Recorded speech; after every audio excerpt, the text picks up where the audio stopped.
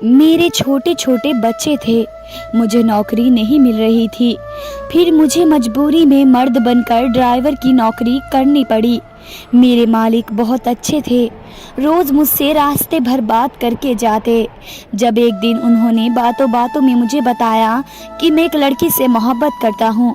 मैंने कहा, रिश्ता ले जाओ, इतने जवान, खूबसूरत और अमीर हैं, कोई भी रिश्ता दे देगा। लेकिन पाँव तले से ज़मीन निकल गई जब उन्होंने मेरी तस्वीर। मेरा नाम फराह है। मैं अपने माता पिता की इकलौती बेटी थी। मुझे पढ़ने लिखने का कोई ख़ास शौक़ नहीं था। मैंने मैट्रिक करते ही पढ़ाई को छोड़ दिया। मेरे माता पिता का ताल्लुक़ एक जागीरदार घराने से था, इसीलिए मेरे लिए पैसे और जॉब का कोई मसला नहीं था। मेरे पापा के 2 भाई एक बहन हैं। शुरू से ही हमारे ख़ानदान में जायदाद की खातिर झगड़े रहे। पापा सारे दिन अदालत में धक्के खाते। मेरे ताई और चाचा मिलकर हमारे हिस्से पर कब्जा करना चाहते थे। फिर इन्हीं दिनों मेरे ताए जान हम पर मेहरबान हो गए। उन्हें मुझ में एक ऐसी लड़की नजर आई जो उनके खानदान की बहू बन सकती है। मेरी माँ कहती हैं कि सांप का बेटा सांप ही होते हैं। मुझे भी हमेशा से अपना वह कजिन बुरा लगता था जिसकी पहली शादी हो चुकी थी, लेकिन बीवी उसे छोड़कर चली गई, किसी गैर बिरादरी से थी। इसी में अब मेरे ताए को लगता था कि अपने खानदान की लड़की होगी, शायद मारपीट के बाद भी कम से कम भागेगी तो नहीं। दूसरी तरफ ताए ने चाचा के साथ मिलकर पापा को जलील कर रखा था, इसलिए पापा ने कहा कि मेरी तो एक ही बेटी है जिसे मैं तुम जैसों के हवाले नहीं करूँगा। कुछ दिन बाद मेरी एक सहेली की शादी थी। वे लोग बहुत अमीर लोग थे और अमीरों की शादी रात को होती है। इस रात मुझे मेहंदी से आते हुए देर हो गई जब एक तेज़ रफ्तार गाड़ी मेरे पास रुकी और किसी ने मेरे मुंह पर कपड़ा रखा और मैं बेहोश हो गई। जब मेरी आँख खुली तो मुझे बेदर्दी से तहखाने में फेंक दिया गया, जहाँ पहले भी कोई लड़कियाँ मौजूद थी। वहाँ एक बड़ा कमरा था और मुझे समझने में ज़्यादा देर नहीं लगी कि ये कैद खाना था, जहाँ बच्चे भी मौजूद थे, जहाँ पर बच्चों की तस्करी भी की जाती थी और लड़कियों से क्लब में डांस करवाया जाता, कोठों पर बेची जाती थी। पुलिस भी इस गैंग के साथ मिली हुई थी। उनमें से एक लड़का मुझे देखकर मुस्कुराया। मुझे उसे देखकर बहुत गुस्सा भी आया। वे मुझे बहुत देर से घूर रहा था। मैंने डर के एक लड़की का हाथ पकड़ा और उसे कहा, दुआ करो हम यहाँ से निकल जाएं। मैं डर और खौफ की वजह से रो रही थी। इस लड़के की नजरें मुझे घूर रही थी। तब वह लड़की बोली, तुम्हें इसके अंदाजे से पता नहीं चला कि वह लड़कों की तरह आम लड़का नहीं बल्कि नपुंसक है। मैंने हैरानी से लड़की को देखा जो किसी लड़की से बात कर रहा था और हाथ पर हाथ मार कर हंस रहा था। यह एक किस्म की जेल थी। मेरे पिता का पता नहीं क्या हाल हुआ होगा। मैं रो रो कर दुआ कर रही थी कि अल्लाह हमें यहाँ से निकाल। बहुत सारी लड़कियाँ जो रो रही थी, मिन्नतें कर रही थी, हमें यहाँ से जाने दो, और बच्चों के रोने की आवाज़ मुझे पागल कर रही थी। मैं एक बच्चे के पास बैठ गई जो बहुत ही प्यारा और मासूम सा बच्चा था।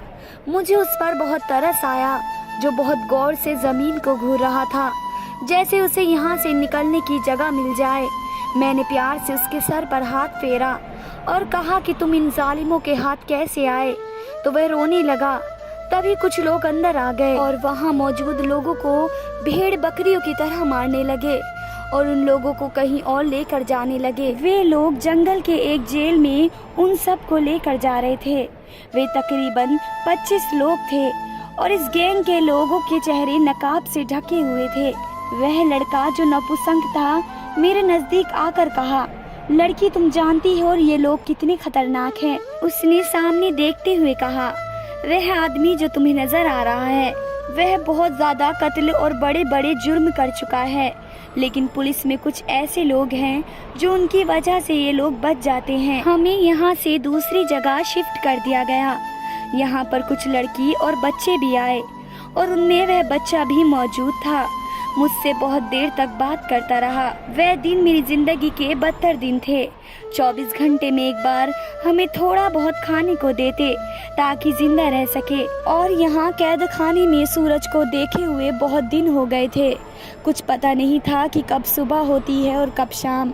मैंने वहाँ एक बच्चे को जन्म देने वाली औरत को मरते देखा था, जिसे अस्पताल नहीं पहुंचाया गया और वे अपने बच्चे को वहीं अकेला छोड़कर मर गए।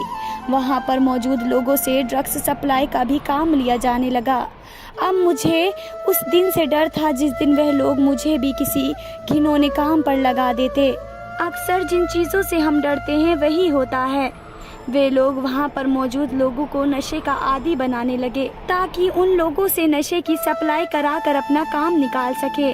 एक दिन मुझे भी एक कमरे में ले जाया गया।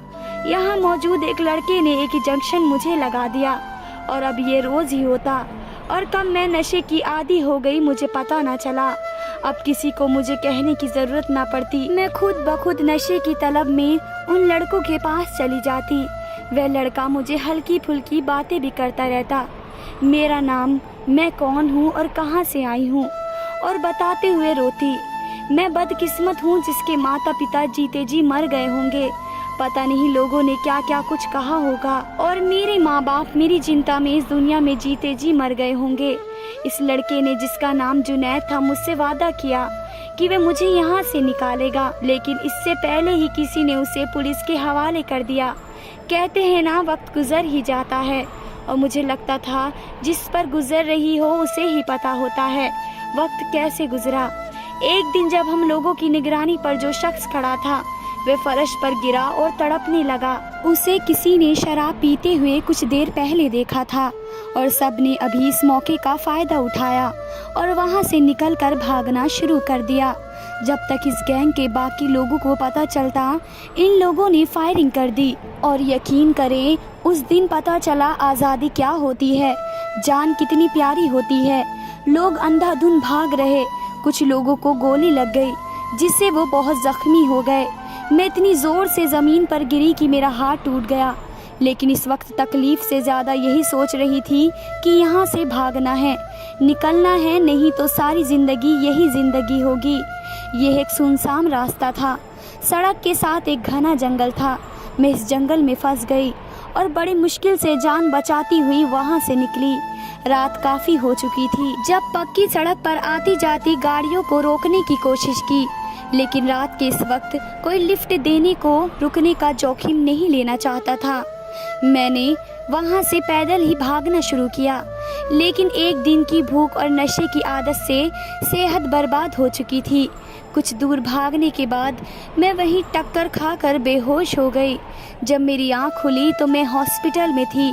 मेरे पास एक डॉक्टर और पुलिस वाले खड़े थे। मेरे होश में आते ही पुलिस वालों ने जांच शुरू कर दी। मैं डरती थी कि जिस मुसीबत से निकली हूँ कहीं फिर से उसमें ना फंस जाऊँ। वे लोग बहुत खतरनाक थे। मैंने मुकर जाना बेहतर समझा, लेकिन वहाँ मौजूद एक शख्स ने कहा कि मुझे वहाँ से उसने भागते हुए देखा है।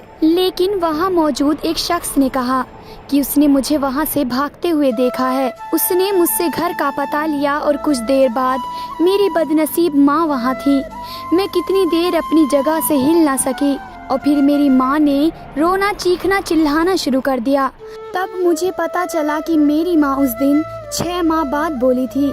मेरे अपहरण के बाद मेरे पापा को लोगों ने कहा कि तुम्हारी बेटी बदचलन थी, घर से भाग गई। मेरा बाप यह बात बर्दाश्त नहीं कर सका और एक दिन मौत से लड़ते लड़ते थक गए और हमेशा के लिए दुनिया को छोड़कर चले गए। मेरी माँ मेरे पापा और मेरे गम में दिमागी तौर पर बीमार हो गई। लोगों ने देखा कि उन्होंने बोलना छोड़ दिया है और आज मेरी माँ ने मेरी हालत देखकर उनका कलेजा फट गया। अस्पताल में आते जाते लोगों ने देखा। मेरी माँ कह रही थी कि किसने हमारी जिंदगी तबाह कर दी, जिसने मेरा घर उजाड़ दिया। 2-3 हफ्ते अस्पताल में रहने के बाद जब मैं अपनी माँ के साथ घर में आई तो पता चला कि समाज घर से भागना तो याद रखता है, लेकिन क्यों भागी, कैसे पहुँची, ये कोई याद नहीं रखता।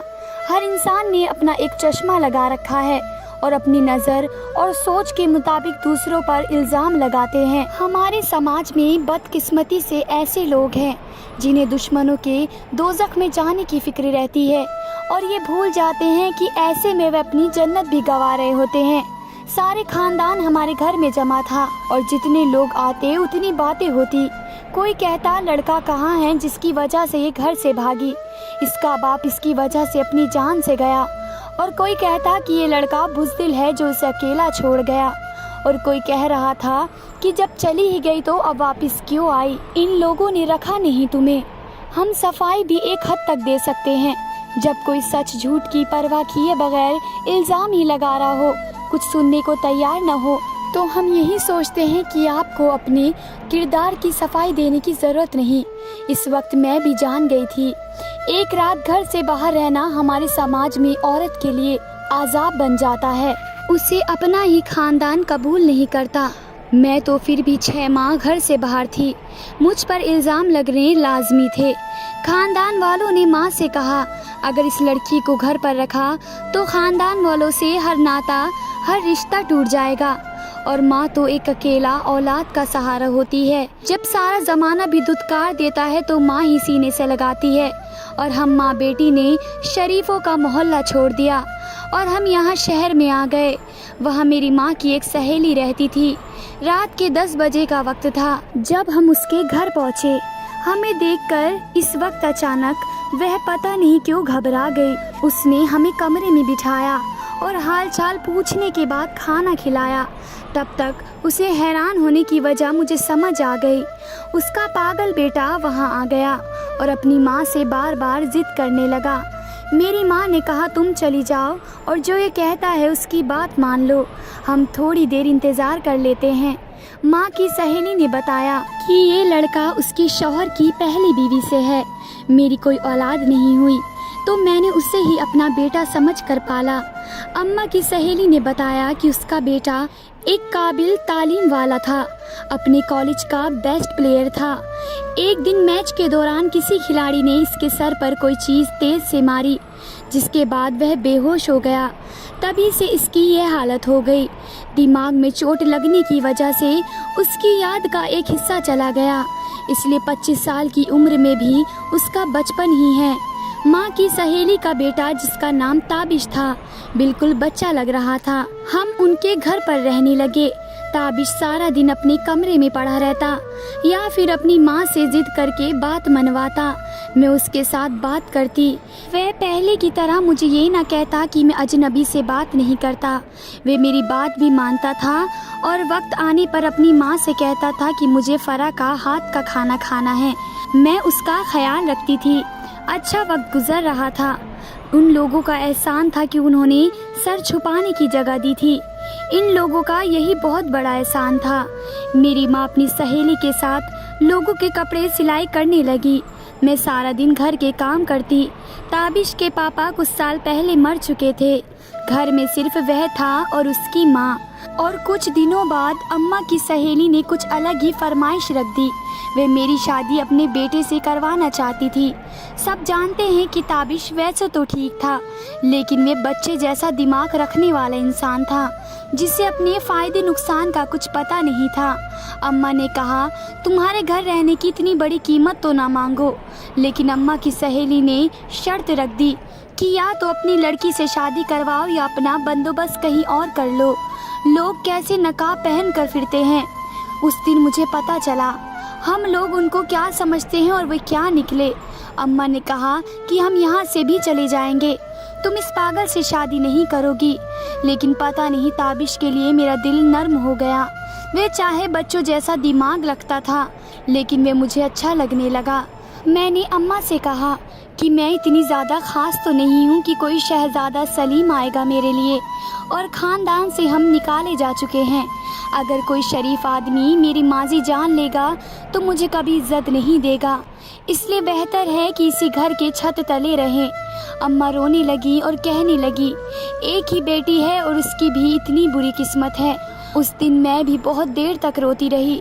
जब मुझे एहसास हुआ कि कमरे के दरवाजे पर कोई है तो मैंने दरवाज़ा खोला तो वहाँ पर ताबिश था।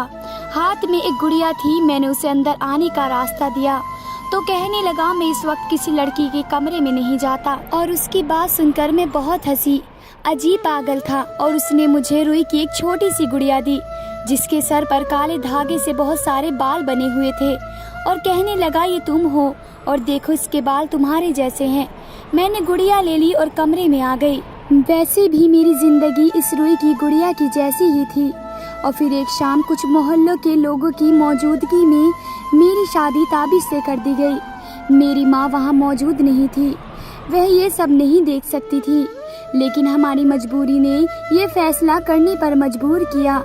ताबिश एक खुश शक्ल लड़का था। जब तक वह बातें ना करता तो कोई कह नहीं सकता था कि इस लड़के का दिमाग बच्चे जैसा है। शादी के बाद सारी जिम्मेदारियां ताबिश की मेरे ऊपर आ गई। अब मुझे उसे संभालना पड़ता जैसे किसी बच्चे को संभालते हैं। मेरी सास बहुत खुश थी क्योंकि वे जो चाहती थी वे हो गया था। एक दिन एक फकीर आया।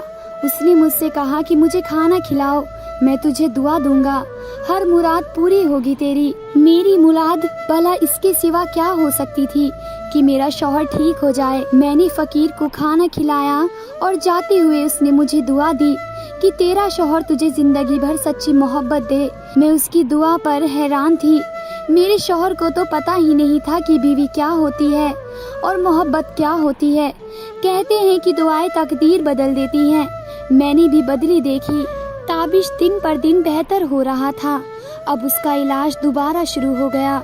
इस बार डॉक्टर भी उम्मीद से थे। मेरा सारा ख्याल ताबिश की तरफ रहता और रात अल्लाह से रो रो कर दुआओं में गुजर जाती। और फिर अल्लाह ने मेरी सुन ली और ताबिश पहले से बहुत बेहतर हो गए। लेकिन तब पता नहीं मेरी सांस को क्या हो गया। ताबिश अगर ठीक हो गया तो कहीं मेरे सब कुछ नाम न कर दे। अब उसे ताबिश के पास मेरा जाना बंद कर दिया। इन्हीं दिनों मेरी माँ की तबीयत इतनी बिगड़ गई कि मुझे अपनी बदकिस्मती पर यकीन होने लगा। मेरी सास ने इलाज से इनकार कर दिया। मैं सारा महीना सरकारी अस्पताल में माँ का इलाज करती रही। वहाँ भी आधी दवाई मिलती और कहते कि बाकी दवाई मेडिकल स्टोर से ले लो। मैं वह बदकिस्मत लड़की थी जो अपनी माँ के काम ना सकी बल्कि उनकी तबाही का सबब बन गई। मेरा बाप जो दुनिया से चला गया और माँ की जिंदगी तो तबाह हो गई। सर्दियों की रात में मैं और मेरी माँ सरकारी अस्पताल में डॉक्टर की इंसानियत देखते रहे। और एक दिन जब मेरी आँख खुली, लकड़ी की बेंच पर लेटकर मेरा जिस्म अकड़ चुका था और जब माँ को आवाज़ दी तो मेरे पैरों तले ज़मीन निकल गई। मेरी माँ सोता छोड़कर मुझे पता नहीं कब इस दुनिया से चली गई। पता नहीं किसने मेरी मदद की और मुझे घर छोड़ कर गया। कुछ पता नहीं मोहल्ले के कुछ लोगों ने कफन दफन का इंतज़ाम किया। मैं दुनिया में तन्हा रह गई। एक एक करके सब रिश्ते मुझे छोड़कर चले गए। सारा दिन रोते और रात सोचों में गुजर जाती। जब हम सोचते हैं कि अब हम पर कोई जिम्मेदारी बाकी नहीं रही तो किसके लिए जिए। कुछ लोग जिंदगी से मायूस होकर उसके ख़त्म होने के दिन गिनते हैं और कुछ लोग कुछ वजह ढूंढ लेते हैं। मेरे पास वजह भी नहीं थी। मुझे लगता था कि मैं पागल हो जाऊंगी। मेरी सास मुझे ताबिश से कहकर बातें सुनवाने लगी। वह पहले से बहुत बेहतर हो गया था लेकिन अपनी माँ के हाथ का खिलौना बन चुका था। जैसा कहती वही उसके लिए पत्थर की लकीर होती।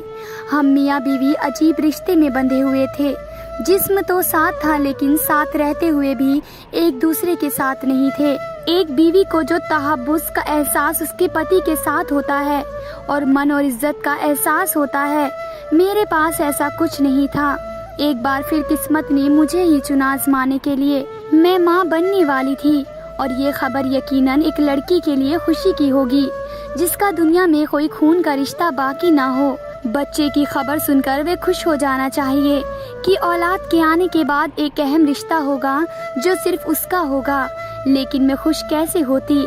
मेरा मुकाम एक बीवी की हैसियत में क्या था, क्या खानदान में क्या था, जमाना मुझे क्या समझता था। इन बातों को सोचकर मैं नहीं चाहती थी कि कोई और इस दुनिया में आए। मैंने मोहल्ले की एक औरत से बात की जो एक सरकारी अस्पताल में नर्स थी। उसे कहा कि वे मेरी मदद करे। मैं ऐसा कोई रिश्ता नहीं चाहती थी जो मेरी तरह जिंदगी में मजबूर और मेरी तरह जिंदगी गुजारे। जब ताबिश एक अच्छा शौहर ही साबित ना हुआ तो वह अच्छा बाप साबित कैसे होता, जिसका दिमाग अब भी वही कर रहा था जो उसकी माँ कहती। लेकिन यहाँ भी किस्मत ने मेरा साथ नहीं दिया। नर्स ने कहा कि इस वक्त कुछ भी किया जाना खतरे से खाली नहीं है। मायूसी से घर लौट आई। वह 9 महीने मेरे लिए 9 साल से ज्यादा थे। मैं बहुत कमज़ोर हो चुकी थी। फिर मैंने 2 जुड़वा बच्चों को जन्म दिया, एक बेटा और एक बेटी। बच्चों को देखकर मुझे अजीब सी खुशी थी। मैं सोच रही थी कि मुझे औलाद से मोहब्बत नहीं होगी।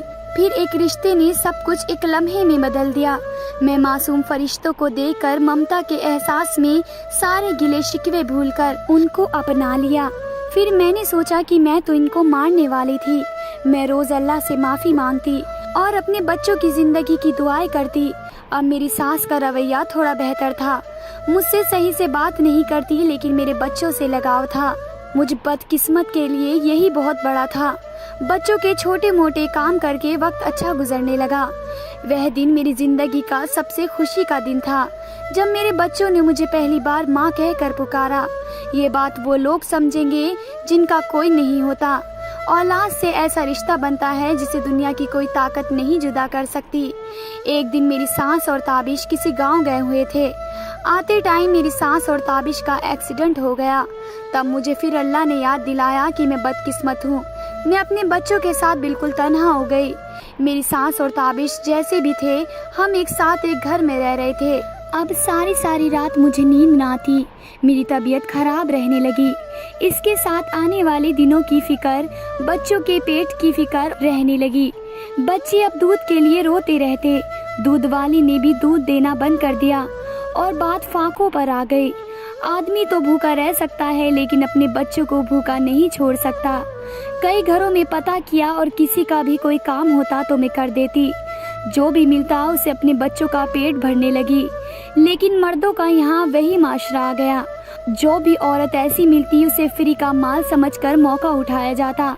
अब मुझे लोगों की नज़र और नियत परेशान करने लगी। एक रात बहुत सोचा तो फिर याद आया कि घर ताबिश के नाम था। फिर तभी उठी और कागजात ढूंढने लगी।